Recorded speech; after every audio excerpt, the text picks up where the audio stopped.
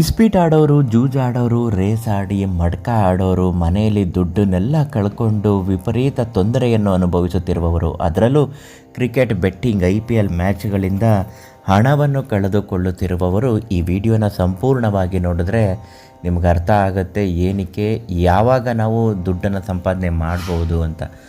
ಎಷ್ಟೋ ಜನರಿಗೆ ಇಂತಹ ತಪ್ಪು ಕಲ್ಪನೆಗಳಿದ್ದೇ ಇರುತ್ತೆ. ಇವತ್ತೊಂದಿನ ಜೂಜಾಡಿ ನಾಳೆಯಿಂದ ಆಡೋದೇ ಇಲ್ಲ, ದುಡ್ಡು ಮಾಡಿಬಿಟ್ಟು ಇನ್ಯಾವತ್ತೂ ನಾನು ಜೂಜಾಡೋದಿಲ್ಲ, IPL ಆಡೋದಿಲ್ಲ, ರೇಸ್ ಆಡೋದಿಲ್ಲ, ಇಸ್ಪೀಟ್ ಆಡೋದಿಲ್ಲ, ಮಡ್ಕ ಆಡೋದಿಲ್ಲ ಅಂತ ಆಣೆ ಪ್ರಮಾಣ ಮಾಡ್ತಾರೆ. ಆದರೂ ಕೂಡ ದುಡ್ಡು ಗೆಲ್ಲೋ ತನಕ ಆಡ್ತಾನೆ ಇರ್ತಾರೆ. ಇಂತಹ ಸಮಸ್ಯೆಯಲ್ಲಿ ಇರುವವರಿಗೆ ದುಡ್ಡು ಗೆಲ್ಲಲೇಬೇಕು ಅಂದುಕೊಂಡಿದ್ದರೆ ಇದೊಂದೇ ಒಂದು ವಸ್ತುವನ್ನು ನಿಮ್ಮ ಕೈಯಲ್ಲಿಟ್ಕೊಂಡು ನೀವು ಯಾವುದೇ ಒಂದು ತಾಂತ್ರಿಕ ಅಥವಾ ಯಾವುದೇ ಒಂದು ಕೆಲಸಗಳನ್ನು ಮಾಡಿ ಅದು 100ಕ್ಕೆ 100ರಷ್ಟು ಶತಸಿದ್ಧವಾಗಿ ಸಾಧ್ಯವಾಗುತ್ತದೆ. ಅದೇನು ಅಂತ ಹೇಳ್ತೀನಿ, ವಿಡಿಯೋನ ಕೊನೆ ತನಕ ನೋಡಿ. ಸಿದ್ಧಿ ಮಂತ್ರಂ ಯೂಟ್ಯೂಬ್ ಚಾನಲನ್ನು ನೋಡ್ತಾ ಇದ್ದರೆ ದಯವಿಟ್ಟು ನಮ್ಮ ಚಾನಲನ್ನು ಸಬ್ಸ್ಕ್ರೈಬ್ ಮಾಡಿ.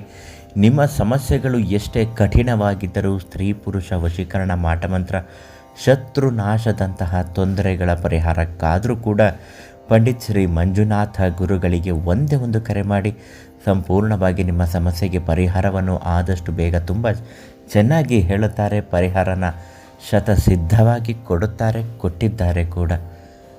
ಗುರುಗಳು ಮಂತ್ರಿಸಿ ಸಿದ್ಧಿ ಮಾಡಿಕೊಟ್ಟಂತಹ ಕುಬೇರ ಮೂಲ ಬೇರು.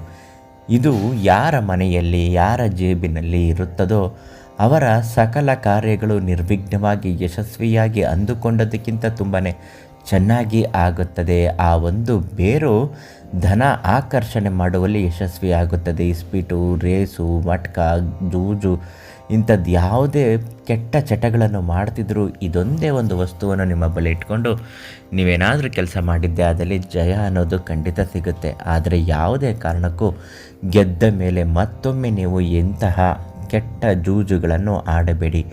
ಕುಡಿತ, ಜೂಜು ಯಾವುದೇ ಕಾರಣಕ್ಕೂ ಮಾಡಬಾರ್ದು. ಇದು ಮನುಷ್ಯನ ಜೀವನದ ಸರ್ವನಾಶ ಮಾಡುವ ಹಾದಿ ಇದ್ದ ಹಾಗೆ. ಒಂದು ಬಾರಿ ಗೆದ್ದು ಮತ್ತೊಂದು ಬಾರಿ ಗೆಲ್ಲುತ್ತೇನೆ, ಎಲ್ಲ ದಿನವೂ ಒಂದೇ ಥರ ಇರುತ್ತೆ ಅಂತ ಅಂದ್ಕೊಳ್ಳೋದಕ್ಕಾಗೋದಿಲ್ಲ. ಶ್ರೀಮಂತ ಕೂಡ ಭಿಕ್ಷುಕನಾಗುವ ಸ್ಥಿತಿಗೆ ತಲುಪಿದ್ದಾರೆ. ಇಂತಹ ತಪ್ಪುಗಳನ್ನು ಮಾಡಬೇಡಿ.